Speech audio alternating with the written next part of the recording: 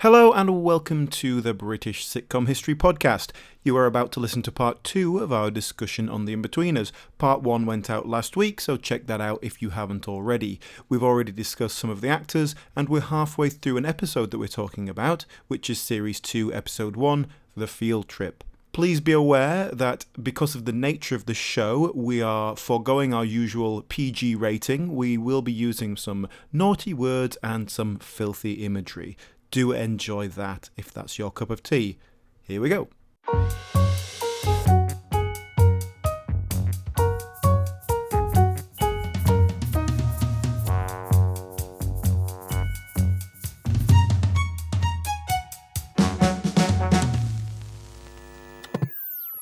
So let's talk about Simon a little bit. Definitely the most relatable character. I think the most normal, straight down the line character. And there's so much to it.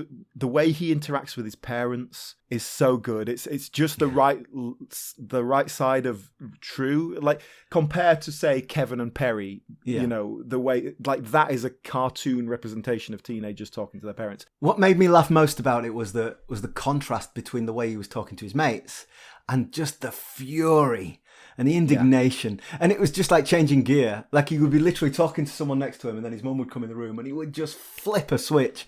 Oh, how can you? Oh, why do you treat me like this?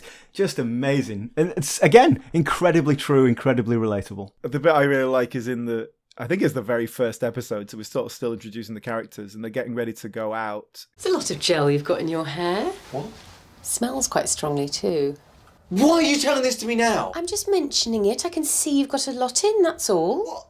I can't wash it now, can I? I've not got time. God, I don't know why you are like this sometimes. But again, it ties into that being so concerned with your appearance. Like he's got this really gelled up quiff, which was kind of, I think even in 2008 was a bit past its sell by date. But that's why the casting of Joe Thomas I think is perfect because he has such a plain face and this hair that is just doing nothing. It's like that person is desperately trying to make something. Look, this is my personality. This word is going to sound a lot more insulting than I mean it to, but he's quite vacant. You can project onto him. He was in one of the later series of Taskmaster, where he's being himself, and he was kind of similar. He was just like a grown up. That's it. And it just you could, like I say, you could project what you want onto him. That's exactly right. And I think he is a little bit vacant. He has this vacant look in his eyes, like he doesn't quite know what's going on all the time, which I think is really good for the character. It comes across as quite nice. He seems like a perfectly nice guy and quite adorable in many ways, quite sensitive. Yeah. I heard James Buckley telling a story once where they were doing, it might be from the film, but they're doing the scene where Joe Thomas has to go off and do something. It's like he's the center of the scene, but they're all in it. And for one reason or another, technical problems, this goes wrong, blah, blah, blah. They had to do several takes of it. So it got to, scene 32, take 10. And just before they yell action, James Buckley goes, oh, double figures. Just to mess with his head. Because it's like he knows he's at the center of this thing and it keeps going wrong. And is it his fault? Am I doing something wrong? And it's just... And that's what I mean, I think. The characters are not that far removed from the actors. Very good. So, before we leave Simon, let's talk about Carly. Oh, yeah. Another regular character. The girl next door, basically. He's known since they were 4. Their families are friends. Yeah, they've known each other since they were kids, and so they're friends. They're not. She's not interested in him as a boy. Again, something I think we can all relate to one way or another, and it creates a really nice drive for him throughout the series and throughout the films even. And so I want to talk about Carly, the character, because I find her really interesting. And one thing that the show and the films in general are missing is a female presence. Now, there are women in it, but they are there to serve the kind of interests of the men. Yeah. And we're not going to talk about the films here in any great detail, but I think the first film shows this dramatically because they have a kind of equivalent girl group that they interact with. And the lack of recognition there in those characters, the fact that these men cannot write for teenage girls is much more apparent there. Yes. So what I do like about Carly is that it's not overplayed. And we see it in this episode, in fact, in the field trip. She sees Simon is talking to another girl, and we don't get this kind of menacing, oh, I'm going to go and ruin this. Oh, I'm really jealous. But she just goes over and she makes sure he knows that she's still there. Yeah. And I don't think it's even, perhaps, from a character point of view, conscious. I think she's just kind of going, oh, I better go and talk to Simon. And I think that there's a real beauty to that. And I think we see that throughout. She'll make sure he's still on the line all the time. And again, I don't think it comes from a nasty place. She seems really nice to him. When he graffitis her driveway, she realizes that he's going to have the mickey taken out of him so badly. And so she throws him a bone. She says, like, oh, no, I think this is a really nice thing to do. Come and see me later. And just because she knows his mates are laughing at him. So, like, I think there's moments there where she is being nice to him. Well, I think it's what you were saying earlier about a teenage boy's warped perceptions of female affection. You know, she's nice to him because she's known him for 12 years and he's her friend. But he thinks it's much more than that because he's a bag of hormones. Yes. But also, because they're 16, 17, maybe every now and then she goes like, do you know what? I'm going to get off with him. It doesn't really mean anything. Yeah. But, you know, I'm in the right mood for it right now. We've had a couple of drinks. You know, it's like that. It's impossible to give her a kind of clarity of strategy or motivation either because she's a raging bag of hormones. Yeah. Well, I can't write for teenage girls either. I've never understood them when I was a teenage boy. So Carly is played by an actor called Emily Head, who she's gone on to do other things. But most interestingly, she is the daughter of popular coffee salesman Anthony Head. The Gold Blend man. Yes, who appears in the film as he plays Will's dad in the film, doesn't he? Yeah. Little cameo there. So I'm sure that's how they ended up getting him on the job. I'm sure it is. Well, you know, the coffee adverts are not a full-time job, so, you know, you probably had a bit of time. Do you think when they called that character Carly D'Amato, they envisioned someone with a slightly more Mediterranean look? Not the whitest blonde girl. It's a peculiar name, isn't it? You know, what's wrong with Smith? Do you know what's really weird is that they never make the tomato joke, which is just begging to be made. It's just sitting there waiting to be squished, yeah. Although I read in some sort of corresponding material, you know, kind of add-on material, something that supposedly written from her character. She said, oh, the boys used to call me tomato, but they seemed to stop when I got rid of my braces and grew tits. Let's go back to our episode then. So they've had this day in Swanage and they're back in their dorm. They're all asleep. And of course now Neil's been swimming with Pedo Kennedy and Kennedy comes back in to he's giving them a bottle of vodka, which as Will correctly points out, that's grooming. So Pedo Kennedy arrives and gives, get rid of the lactic acid in your legs, we'll give him a little rub. And the other three boys are just watching this going, what do we do? What do we do? Neil's so stupid, he's like, okay. And then, of course, Mr. Gilbert comes in and come on, John.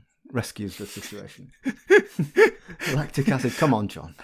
Not now, John. It's an interesting scene. I think largely this whole general pedo thing, they just about get away with it because of Neil's incredulousness to it. We know he's not emotionally scarred by it. Yeah, but I think you're right, but I do think it's a little bit much. Yeah. Yeah, it is. But so this leads us to day 2 of the field trip, I guess. So, before we get to day 2, why don't we finish our 4 and talk about Neil? Yeah. So Neil is just adorably stupid.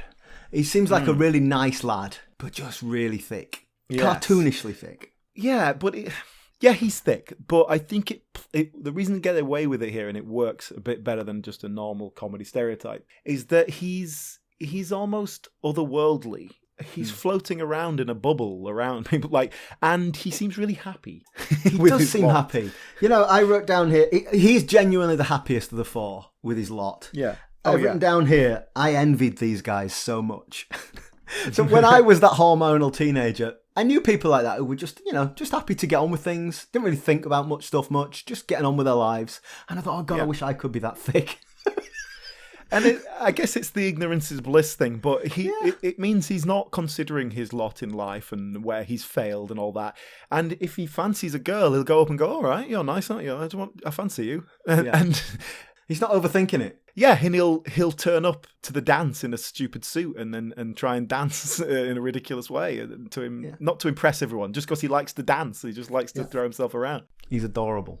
he's a ray of sunshine, I suppose, and he is the one who will encourage the others. Just go like, well, stop worrying about it and let's go and have some fun. In fact, that's what happens in the first film. He literally goes and Will is having a bit of a hard time, and he goes and talks to him and says like, oh, I just never worry about it. I just think if it's fun, I'm going to do it. And he's like, yeah, it's a good idea, actually. Let's go and get drunk and have a party.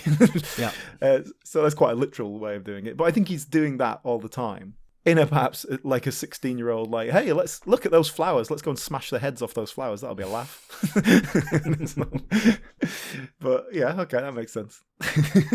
So what about Blake Harrison then? What was his background? Well, there's not much to talk about in terms of the background. He was an actual actor, though, wasn't he, rather than a comedian? Yes, an actor, and he just auditioned for the part and got the part. And obviously, he was straight out of drama school kind of age, so not much to tell really in terms of the backstory. More to tell in the what came afterwards. But like I say, I think we'll do that at the end. We'll kind of do a wrap up afterwards. So let's not worry about him at the moment.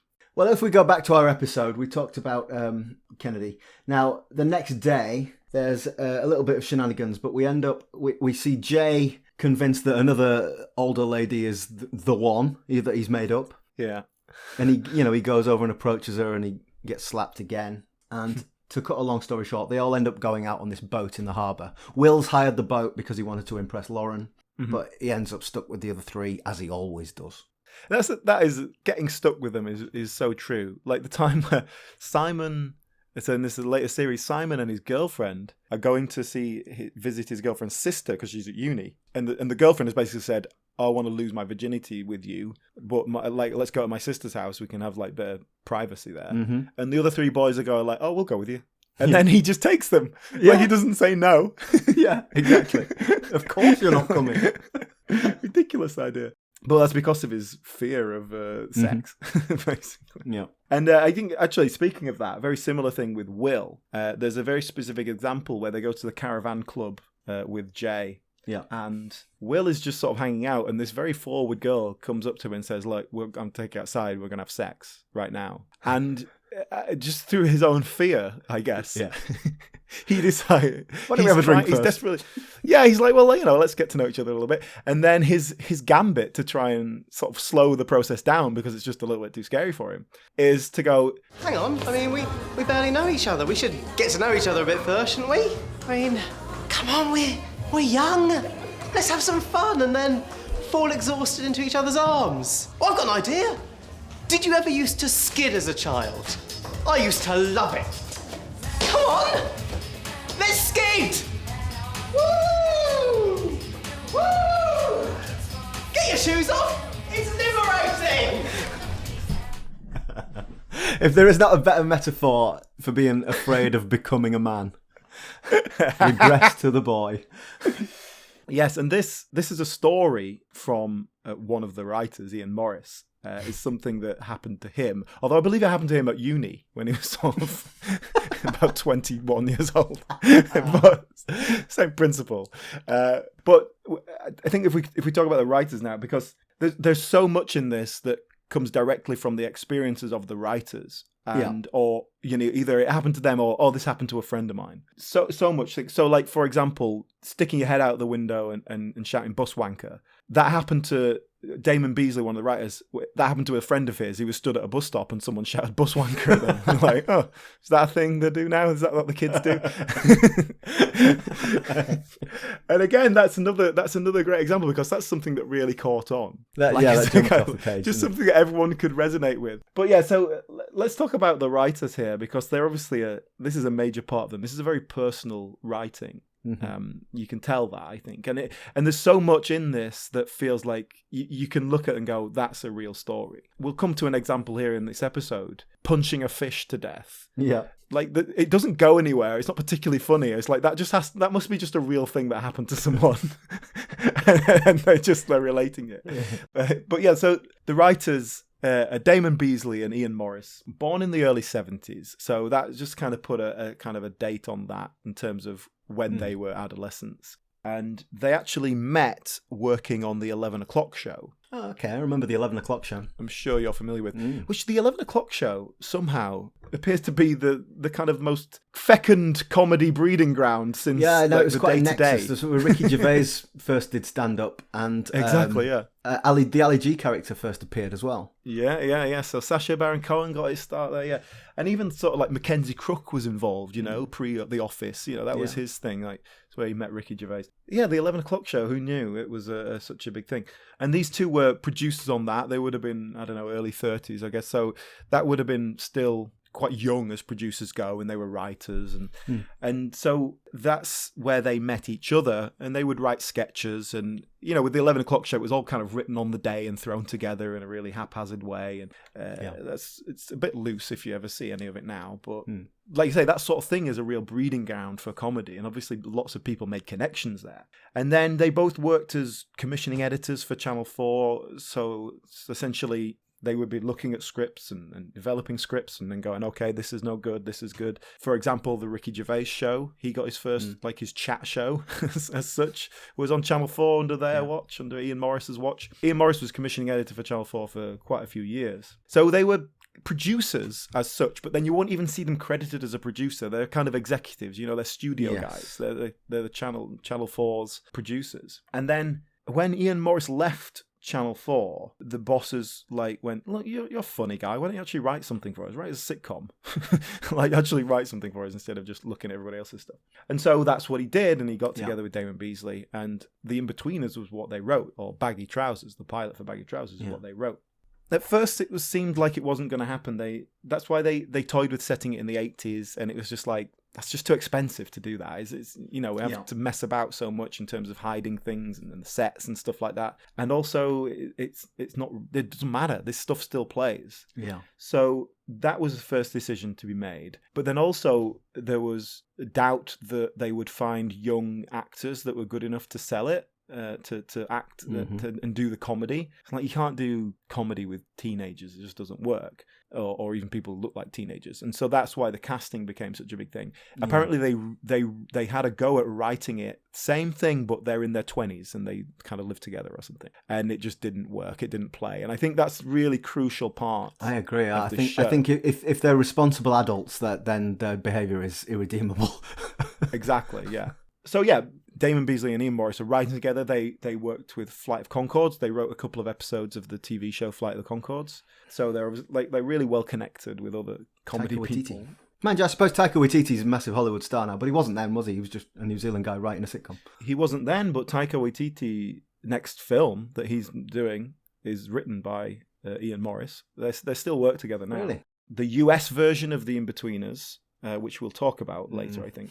Several episodes of that was directed by Taika Waititi, slightly before he went kind of full Hollywood, but obviously was working in America by that point. Yeah. Yes, Damon Beasley and Ian Morris, they wrote The Inbetweeners, and they helped cast it, and they're really involved creatively right the way through. And it's obviously very personal, it's obviously coming from a place of truth, and I think that really, really sells it. From what I understand, Ian Morris's will, Damon Beasley is Simon. That's the basic, facts, which is perhaps why those two characters are slightly more rounded, rather than just straightforward comedy characters. Well, if we can move on to what else they did, I know that they wrote White Gold after this, and what I didn't know until we started talking was about this Baggy Trousers, the period thing. So White Gold it's set in the 80s. It's about double glazing salesmen, and Joe Thomas and James Buckley are in that. But what I wonder is, was White Gold, fulfilling those period sitcom desires? Well, White Gold is just written by Damon Beasley, not Ian Morris. I think Ian Morris may be a producer on it because I think it's their production company.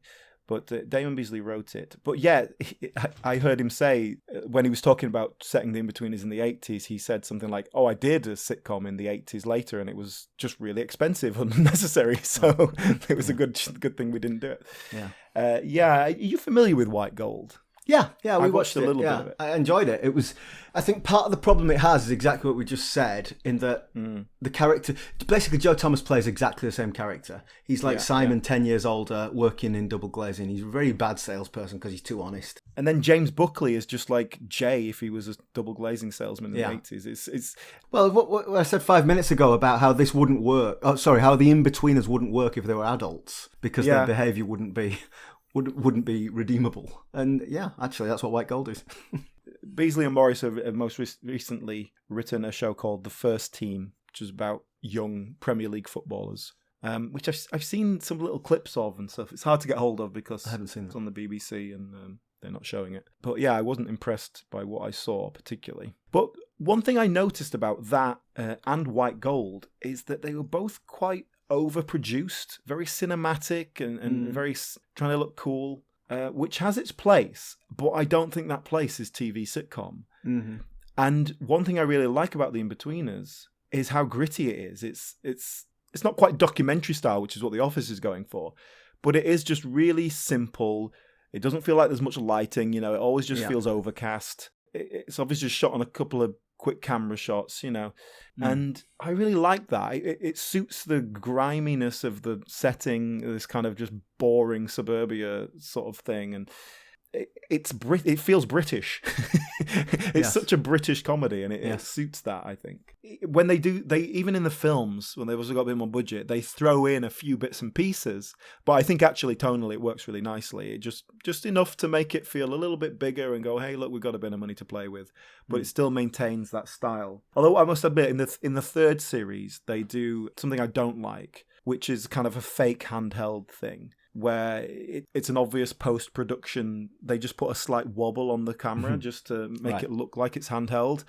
And it really jumps out at me. When you can tell when something's properly handheld because there's slight movements, but it's controlled and it's smooth because there's someone trying to keep it smooth. Yeah. Where this fake handheld thing, it's a bit of a pet hate of mine.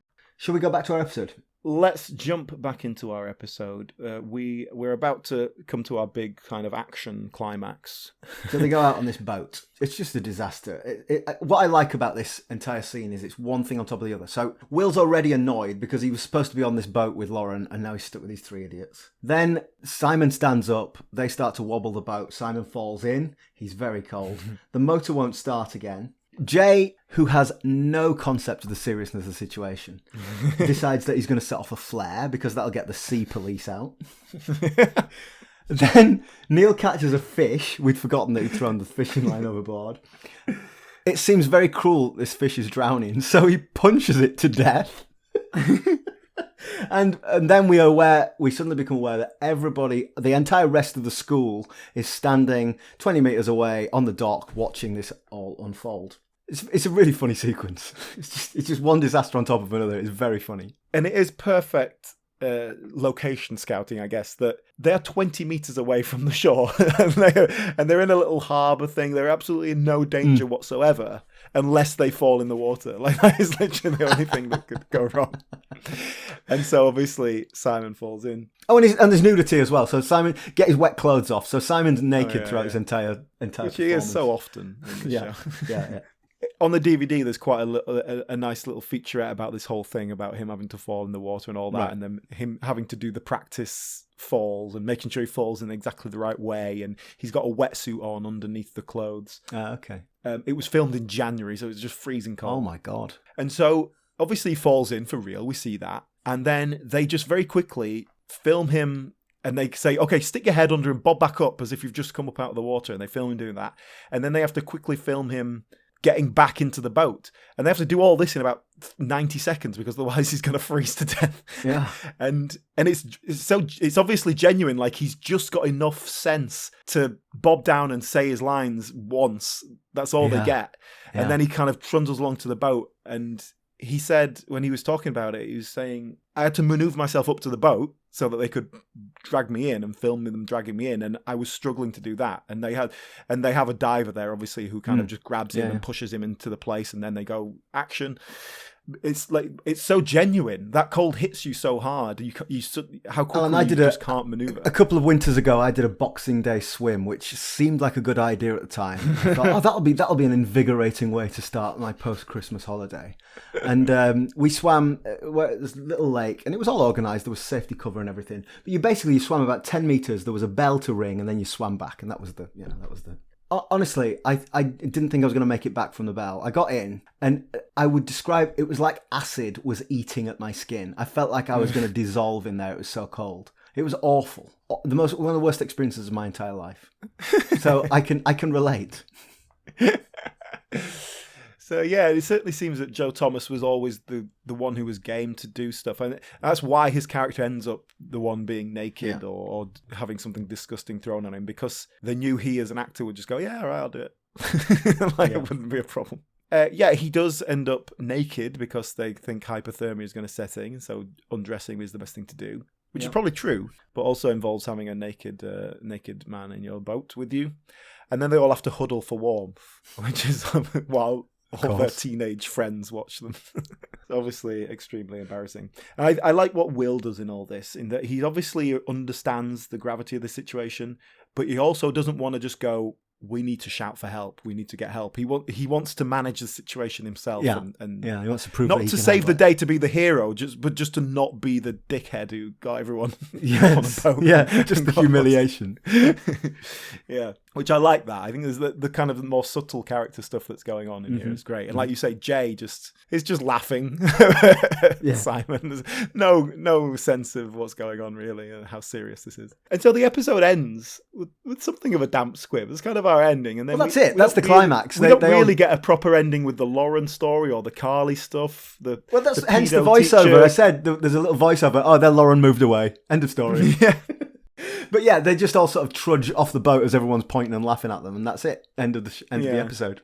Yeah, it feels slightly rushed ending, but I guess it works. The other note I've made here to talk about, which is relevant here, so that's a great example of Simon, the normal one, literally endangering his life because of the idiocy of these three other morons. And I kind of think all the way through the In-Betweens, I'm thinking, why is he putting up with these people? And then at the very last episode, he has this rant. So his car goes they go on this camping trip. He's moving away to Swansea. They go on the camping trip. Yeah. The car goes in the lake, which is entirely Jay's fault. Yes. He completely snaps. I've wasted my life hanging around with you fucking morons. I can't wait to move to Swansea. I fucking hate you. Fuck off. Fuck off.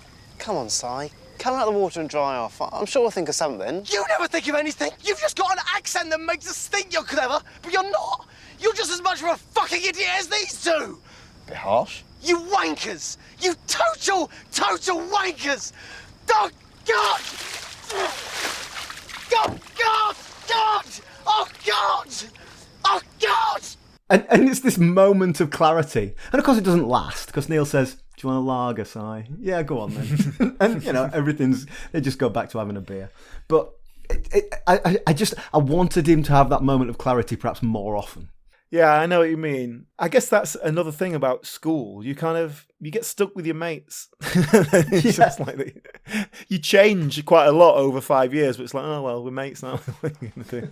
Yeah, where else is he going to go? Yeah, fair enough.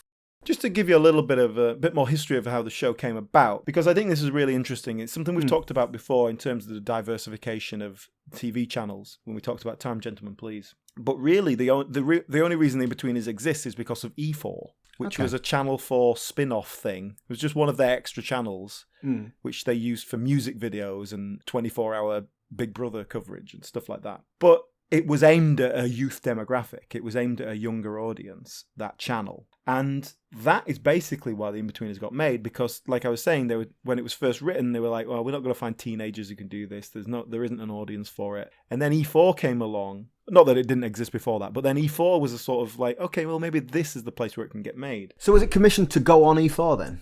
Yes, ultimately, when it was officially kind of commissioned for a series, yes. And that was down to E4 kind of decided, rather than trying to make lots of different shows, let's put all our eggs in kind of two baskets. We'll do one drama and one comedy.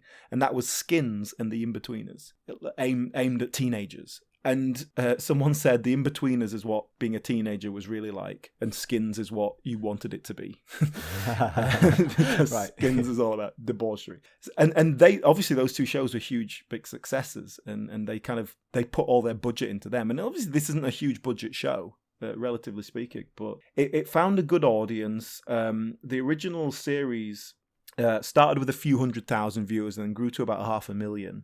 Mm-hmm. Which was solid for E4 at the time. That's not big viewers number shit, but you're aiming at a very specific audience. And then it won a couple of awards. It won some comedy awards. It was getting attention, and it got repeated on Channel 4. Then, by the time the second series came out, it started doing much bigger numbers. It had 1 million viewers. But what changed that, what helped find its audience, was that it went on the streaming platform on the website, and more people were watching it there than when it went out on TV. And all of a sudden, this is 2008, so that's that still must have been one of the first new. streaming successes. Yeah, and that was kind of the like, oh wait, this is actually a success. 500,000, nothing special, but actually look at this. Look how many viewers it's getting here. And like nowadays, that seems like that's part of the business plan, but back then that was kind of like, oh, this is new. And then by series 3, it was a big show, and it had bigger viewers. In fact, when I looked up viewing figures for E4, its 6 highest viewing figures were the 6 episodes of series 3 of The Inbetweeners. They all got like 3.5 million viewers. Right. Which for E4 seems like a lot. It's certainly more than anything else they ever put on. So this perhaps explains why I didn't see it at the time, and I saw all 3 series together, but probably not long after that. That was the secret to its success, really. And it was kind of just, again, as we see so often, right place, right time, just the right thing, just turning up. But then, obviously, the reason it's success is great casting and really good writing. And obviously, after the series, they did 2 films, which was not intended.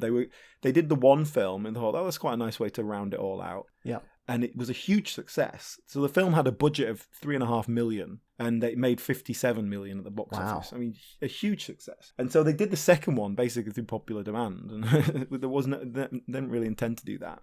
And then sensibly accepted that it's like, we can't do any more now. Look, these guys are 30 years old. They can't be playing 18. Well, and the characters are, we've discussed this. When the characters are adult, it doesn't work. Yeah. And how they approach the film is that the first one is them at uni and meeting up in uni and going for a lad's holiday. It's like, okay, that's what teenagers do. That makes sense. And then the second one is them kind of going traveling, and it's kind of a gap year thing. So it works. I think they're getting away with it. But yeah, like what else can you do? Like, where else do you go with that? Yeah. And I like the films. I think they have some flaws, and but I do generally like them. But we're going to talk about the films, the first one specifically, on our sister podcast, Diminishing Returns. It's your sister podcast. It's not my bloody sister. So we'll talk about the films in some more detail on that, and that'll go out on our stream here as well. So we'll get a bit more Inbetweeners discussion to you at some point in the future. Yeah, the Inbetweeners in general picked up quite a good international audience. To say it's a very British feeling show, it has travelled the world quite considerably, and not as remakes, but as it is. So it seems to really resonate with people from all over the place. I guess teenage boys are teenage boys. Yeah. But there's something very British about this, and so well, I think so as well. But it's interesting that you say it. So it's been successful internationally. Maybe the things that we are laughing at, although they feel very parochial and British to us, maybe they are universal. Maybe teenage Spanish boys are arseholes as well. There has been an American remake of The Inbetweeners. Yes. Now, I'm aware of this. And you sent me a clip on YouTube, and I watched the clip, and that was enough. I mean, I watched about 3 minutes, and that was plenty. Yes, when I looked it up, the first episode is on YouTube. I don't know how legitimately, so that's easy to watch if you want to go and try it out. But there's also quite a few things on YouTube of people comparing the two. In a mostly negative light. Because yes, the US Inbetweeners, they've basically taken the scripts as they are and haven't done a lot to convert them. But what they have done is trimmed them down because it's a slightly shorter time slot. They seem to have amalgamated a few things. And they've taken out some of the language that is such an important part of the Inbetweeners. And I think there's something very British about the type of swearing they do in the Inbetweeners. I mean, the word wanker is obviously a good example. But it's not just, I mean, you're right, but it's not just the vocabulary, it's the creativity of swearing that I just don't think translates in America. Yeah. So, for example, the best example of this is when Jay leans out the car and was travelling past a bus stop and shouts, "Bus wankers!" It's It's a beautiful moment. It's something that I'm sure many people have copied. I think that is a moment that gives the lie to the theory that swearing is not big and not clever. I mean, that is funny. Yeah. It's funny because it's swearing, that's it. Yes. Well, in the American version, when they recreate that scene, obviously wankers doesn't play in America. And so the guy leans out and shouts, "Bus turds." No, that's not. Bus Doesn't turds. work. Bus Doesn't turds. work. It doesn't make any sense, does it? You need an extra syllable. It just doesn't. There's no poetry to it. Yeah. So that's a problem, and then just the whole show is just not put together that well.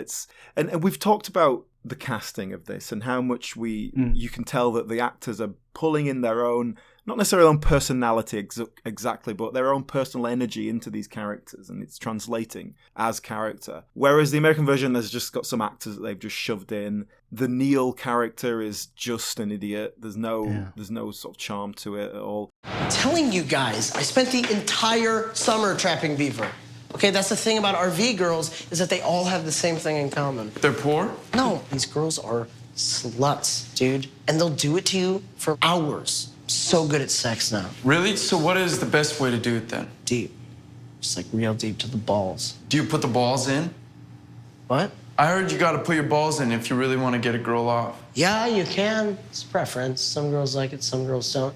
Personally, I like to go in past the balls. It doesn't even make sense. Yes, it does. No, because you've never had sex with anyone, and neither have I, and neither has Neil. I think the Jay character has potential, but they've sort of half gone with something else. They need to commit to it. Kind of like The Office did in the second series when they really committed to their new style and didn't try and rely on that, on the original British version. So I think maybe it just didn't find its feet, but also the way it's shot, the way it's done, the timing just isn't there. So that was something of a failure. It did just get chucked out after one series, and the Inbetweeners, as is, has sort of travelled the world just in its own form. Yeah. Let's talk a little bit about what everyone did after this. We've talked about Damon Beasley and Im Morris, what they've done, their work since, certainly in comedy. Simon Bird and Joe Thomas have continued to work together on some things. But you mentioned Johnny Sweet earlier. He was their university pal and flatmate, and they all made a program called Chickens together. Which did you see that? I watched that. I watched that going into it thinking, oh, this is the lads from the Inbetweeners. This will be great, and it was it wasn't very good. I didn't enjoy it. Yeah, I've watched a bit of it. Well, the conceit is that it's set in the First World War, another period sitcom, and these are the three guys left in the village. Everyone else has gone off to war, and they've decided they're not going to war. They're chickens, and so all the women in the village hate them, which they should remember from the Inbetweeners.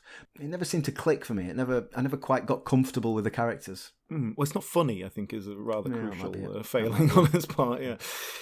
Yeah, and it is like, what if Will and Simon from the Inbetweeners were in 1914 and didn't go to war? Yeah. It's the same characters, and again, I think they really suffered from that. God, it's too much, isn't it? Too obvious.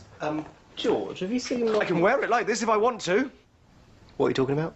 I'm talking about my tie. How can you not notice? I've tied it in a German knot. Der Flomsgemeiner. Yeah. Can't tell the difference, but... You're bloody joking? It's completely different. Look at it. 2 interlocking strands fastened at the neck and then extending down the body to the belly button. That's what a tie is, mate. Stick your head in the sand if you like, Cecil. I'm sending a message to the people of Brittle. Nope. You're sending a dirty letter from your fiancé to another man. But Joe Thomas's major success outside of Inbetweeners was probably Fresh Meat, which he was the regular in that, which again is, students, freshers at uni. Yeah, I never saw What if that. Simon went to university and made new friends, is basically what it is. And that show did really well. It was very successful and stuff. I am not particularly familiar with it, so I don't want to judge it too harshly. Well, you mentioned White Gold, which Joe Thomas was also in. But I think the big thing for Simon Bird, which I would say is probably as big as Inbetweeners, is Friday Night Dinner. Yes. So that's unfortunately one of the cast has just died, so I don't think they're going to be making any more of those. But that went on, I think, for 6 series. And that's a great sitcom. Yeah, that started in 2011, so it was pretty much off the back of Inbetweeners. That's what he went on to do next. Yeah, Friday Night Dinner has been really successful. It's not something I'm particularly familiar with. You've seen it. Oh, well, perhaps I can help you with that one then. Go on then, you tell me about it. Well, it's written by a guy called Robert Popper, who has done a bit of sketch comedy before that. Quite a funny guy. If you ever hear him interviewed, he sort of seems like one of those naturally funny people. I think I once had a writing lesson from Robert Popper. Go on. Back in, when would this have been? About 2007. I did a writing course. It was like an adult education thing, like an evening class thing. And the guy who taught it, 1 week he wasn't available, and so he arranged for a friend of his to come in and fill in. And I'm pretty sure it was Robert Popper. Like, it's a fairly memorable name, and I've seen a picture of him. I'm sure that's him, but it was a long time ago. But he was a comedy writer, and he was. I'm not sure that counts as an anecdote if you don't really remember him. But yeah, I think So he was already a kind of working sketch writer at that point. But yeah, Friday Night Dinner has been his. Friday Night Dinner success, hasn't it? It's the conceit of it is it's a London Jewish family. Paul Ritter and Tamsin Gregg are the parents, and their two grown-up sons, Simon Bird and Tom Rosenthal. Every Friday night they come back home for dinner, and each episode is a sort of real-time half hour. They get there, they have dinner, something goes wrong, the neighbour comes round. Mark Heap is every week. He's the neighbour who comes round with his dog every week, and Mark Heap, who I'm a massive fan of, he's brilliant in Friday Night Dinner. But it works. I think, we're talking specifically about Simon Bird, and there is an element of Will about the character here. But I think that's okay, because the other characters aren't. The other characters are all, they're very different. You couldn't really map the other in-betweeners onto them. The chemistry between the family works really well. It's a really good series. I would recommend you go and have another look at it. Well, Simon Bird and Joe Thomas are both kind of comedy creatives. They want to write stuff. They've both directed stuff, as opposed to necessarily being straightforward actors. Whereas James Buckley and Blake Harrison are both actors, primarily. Yeah. So yeah, their CVs are a little bit more full post Inbetweeners, but that doesn't necessarily mean all that successful. So with James Buckley, I think they've tried to do a few things with him. So very similarly to Fresh Meat in 2009. So this was just after the Inbetweeners had made him a bit more of a success. He was in something called Off the Hook, which is about freshers going to uni. And it didn't work. I watched a bit of that. It's pretty poor, and it's certainly not well produced. No money there, obviously. Right. And he plays a very different character in that. He plays like this really morose, depressed character. But I would argue he's not very good at playing that type of character. Yeah. He's just really missing the energy that he can bring to something. Look, I know you like Danny, but you're wasting your time. He's got his eye on that Becky girl. What makes you think I like Danny? I can sense these things. So that disappeared pretty quickly. Then, of course, quite famously, he played Del Boy in Rock and Chips, the prequel to Only Fools and Horses. Now, Alan, I knew that, but I've never seen Rock and Chips. So how does he do in that role? Imagine if Jay from the Inbetweeners was a sort of a young market trader in the 60s. Basically what it is. Okay. Yeah, I don't think it works particularly well, I'm afraid. Another show that I think did pretty well, I've heard good things, called Zapped. Yeah. In which James Buckley is a kind of ordinary guy who gets transported to some like fantasy Game of Thrones kind of world with wizards and stuff in it. Mm-hmm. I've heard good things that kind of has some quirky ideas and it does it all right. I must admit, like in terms of clips I've seen, I'd be like, I'm interested. I'd like to watch more of this. I'd be interested to see what they're doing with this. Well, the other thing that I know James Buckley, or the thing I've heard of most recently, we're recording this in the summer of 2021 at the end of nearly 18 months into the pandemic. And one of the big successes of the pandemic and the lockdown was Cameo. You know, this service where you could get a celebrity to record a personalised message for you or for someone else. And apparently James Buckley has done more Cameo videos than anyone else in the world. Oh, really? He's not necessarily earned more, because I don't think his fee is in the top tier. But he churns them out. He's churning out dozens of the damn things. Yeah, I can see that. But if you're getting 50 quid a time or whatever it is... why not? Well, yeah.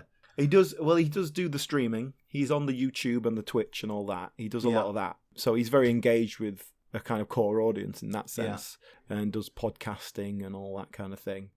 So Blake Harrison, I think, is not necessarily the most successful of the lot, but certainly the most actory of the lot. I think he's the one who's gone furthest from the Inbetweeners. Yeah, and I think that is largely because that character of Neil was less him. Like, I think all the others, they do they've brought so much of themselves into that character that it's then hard to get away from it. Where he is much more playing a character. So they've had a crack with him several times to try and give him a lead. He did a show called Way to Go straight after the Inbetweeners. That didn't really do anything. He did a show called Big Bad World, which he's the central character, and it's like, what if Neil from the Inbetweeners had to go back and live with his parents, even though he's in his mid-20s?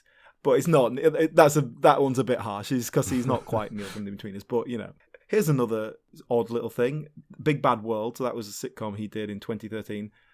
I'm in that. I was in that. I was an extra on an episode of that.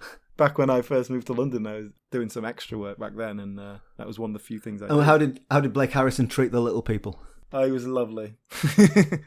I didn't have any specific interactions with him, but it all seemed quite nice. He was a regular in The Increasingly Poor Decisions of Todd Margaret. That ran for quite a few years. And then, perhaps most notably in terms of sitcom history, he played Pike in the Dad's Army film that they threw together, which, again, imagine if Neil from the Inbetweeners was in the home front. Yeah. That'd be funny, wouldn't it? I can see the similarity of characters there, though. Yeah, and then he's having a regular role in a sitcom called Kate and Koji, which Brenda Blethyn is in, and he's a regular in that.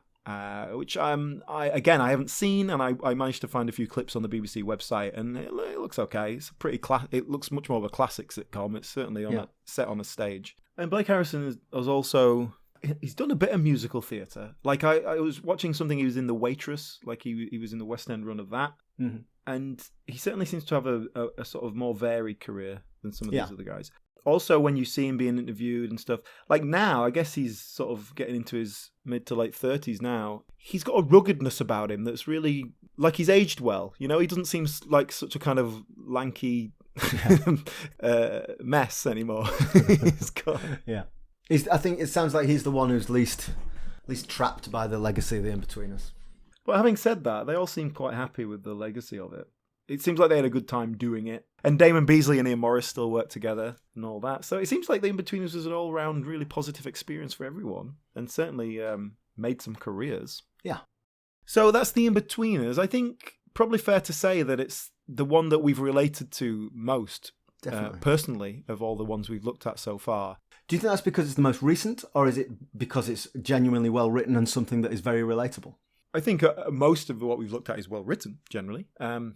But I think it's that relatability. It's something that we particularly can relate to. And I think this is something that most boys, particularly, certainly, teenage boys could relate to. And I think we're just kind of the right generation for that to work as well. I would be curious to see how a teenager now would watch this. I think it's just caught at that tail end of technology where they're just sort of getting phones and stuff. There's the occasional text message and stuff, but we don't really rely on that sort of stuff. I feel like things have changed a lot in the last 20 years. Yeah, you're probably right. It would be interesting to know how it plays with women. Perhaps of our age, could they relate to that those teenage years in quite the same way? Probably not. I'm certainly not going to start trying to speak for women. But, I think the relatability is very male. Yes, I agree. Perhaps a good way to sign this off then would be to talk about Drifters, which is a sitcom that I haven't seen. I will be honest. Let me qualify that. I have seen it, but I only watched 2 episodes. Read into that what you will. I remember when it came on, and it was very much pitched as a sort of female equivalent of the Inbetweeners. And I think, didn't Damon Beasley and Ian Morris produce it but not write it? Jessica Knappett wrote it, didn't she? That's right. So that's what the impression I've got, that it's kind of a female Inbetweeners. It's Damon Beasley and Ian Morris are the executive producers, so they were kind of behind it. But also Jessica Knappett, who wrote it, and Lydia Rose Bewley, who's one of the other main actors, they both are in the Inbetweeners movie film, as the kind of the female. I'm going to be completely honest with you, Alan. I watched 2 episodes of it and didn't watch any more, and I can't really remember much about it. So, that's not great podcasting, but it tells you everything you need to know about my opinion of it. Well, interestingly, they are supposed to be early 20s, right, rather than they're older teenagers. So perhaps you can't get away with as much there. And well, the name, the Drifters, is that they've sort of finished university and they're sort of drifting into jobs and they're drifting through life and they don't really know what they want to do. That's the setup. But we said the Inbetweeners couldn't work once they get beyond those teenage years. This is this is different. I'm not saying that it can't work because there are adult characters in it. but perhaps it can't work as a female in-betweeners. I don't know. Are you a woman? Have you watched Drifters? We would like a woman's opinion. I really do think that we need a female voice here. Unfortunately, no women listen to this podcast. Yeah, I was going to say, we love hearing from our listeners on social media, but now I come to think about it, all the interactions I've had have been with blokes. We are a load of nerds, aren't we? Yeah, blokes and my mum.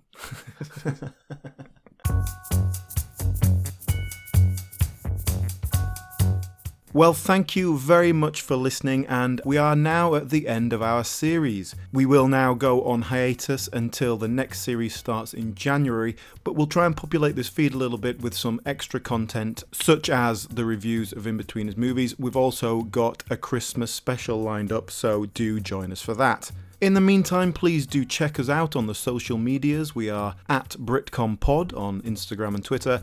Thank you all very much for listening to this series, and if you have any suggestions for shows we can look at in the future, then please do let us know. We do try and get a nice mix of different time periods and some of the really popular shows and some slightly more obscure ones. We like to mix it up, and your suggestions would be very welcome.